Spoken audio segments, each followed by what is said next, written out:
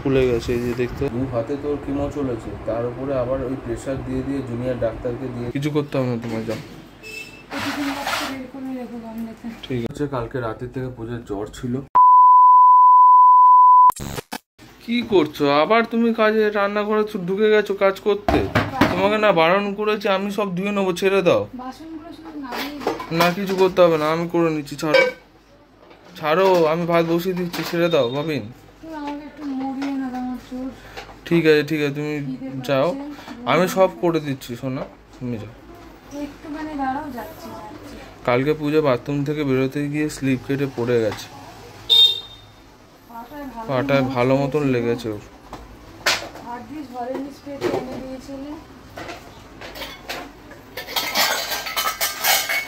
ছেড়ে দাও ছেড়ে দাও ছেড়ে দাও, আমি ভাত বসিয়ে দিচ্ছি, ছাড়ো ভাবিন। কি গো, চলো আসো, তুমি ঘরে আসো, ঠান্ডায় বসো, যাও ঠান্ডায় বসো, যাও যাও গো, কিছু করতে হবে না তোমার, যাও। ঠিক আছে যাও না, বসো না, আমি কিছু।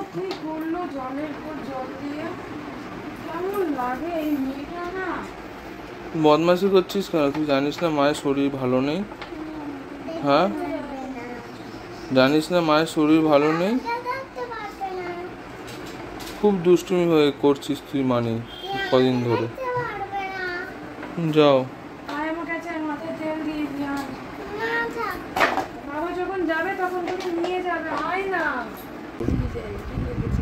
ফুলে গেছে, এই যে দেখতে পাচ্ছ, ফুলে গেছে পুরোটা। বলে দিই তাহলে চলে আসো ফিজিওথেরাপি।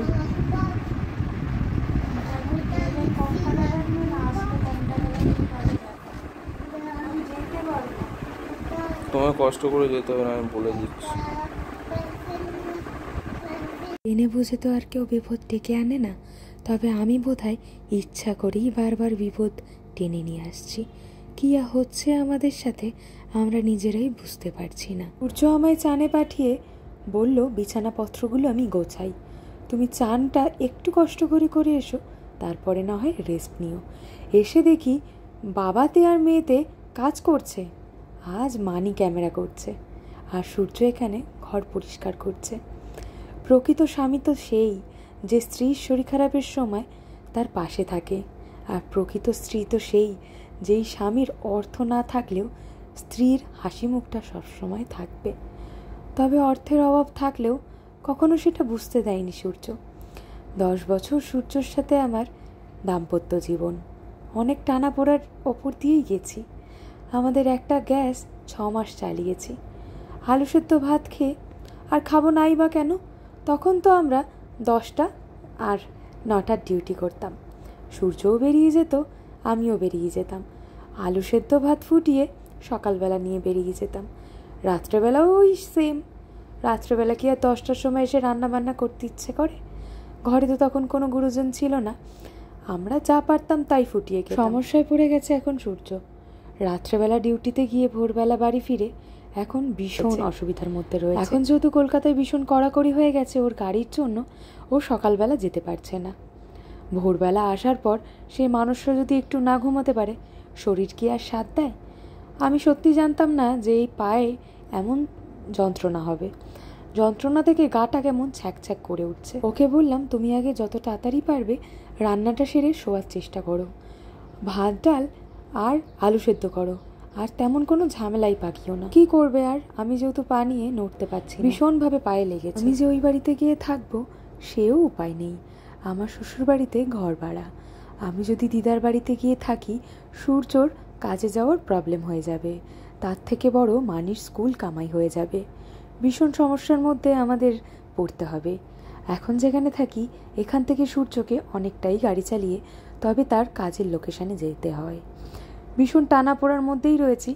আমার একবার শরীরটা সুস্থ হয়ে যাক, তারপরে আর হয়তো এত সমস্যার মধ্যে পড়তে হবে না। সব কিছুই ভালো লাগে, সব কিছুই ভালো মতো হয় মন যদি একবার ভালো থাকে। মন খারাপ থাকলে কোনো কিছুই যেন মন বসে না। সূর্য বলল, আজ পেঁপে দিয়ে ডাল করি আর আলু সেদ্ধ দিই, এর থেকে বেশি কিছু আর আমি শরীর দিচ্ছে না, জানো তো। আমি বললাম, না না, ওইটাই করছো, ওটাই আমার ভাগ্য ভালো। তাড়াতাড়ি ছটপট করে করে নাও, করে খেয়ে তুমি লম্বা টানা ঘুম দাও।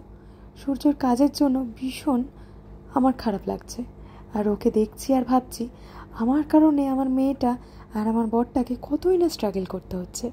হ্যাঁ, ছেলে মানুষ, রান্না করছে তো কী হয়েছে, না, কাজ থেকে এসে সেই ছেলেটাকে সমস্ত কাজকর্ম গুছিয়ে বউয়ের খেয়াল রেখে বাচ্চাটারও খেয়াল রাখতে হচ্ছে। এর থেকে কষ্ট আমার চোখে আর দেখা যায় না। অনেক তো কষ্ট করলো, ভগবান হয়তো একদিন ঠিক মুখ তুলে চাইবে, এই বিশ্বাস নিয়েই বেঁচে রয়েছি। জানি না সেই দিনটা কবে আসবে, তবে তোমরা আমাকে আশীর্বাদ করো যেন আমি একটু সুস্থ হয়ে উঠি। একবার সুস্থ হয়ে গেলেই ব্যাস, আর কোনো চিন্তা নেই। মেয়েটাকে মন দিয়ে মানুষ করতে চাই, মেয়েটাকে মনুষ্যত্ব যাতে আসে মানির মধ্যে, সেটাই আনতে চাই। চলো তাহলে আজকের মতো এই পর্যন্ত, দেখা হবে আবার।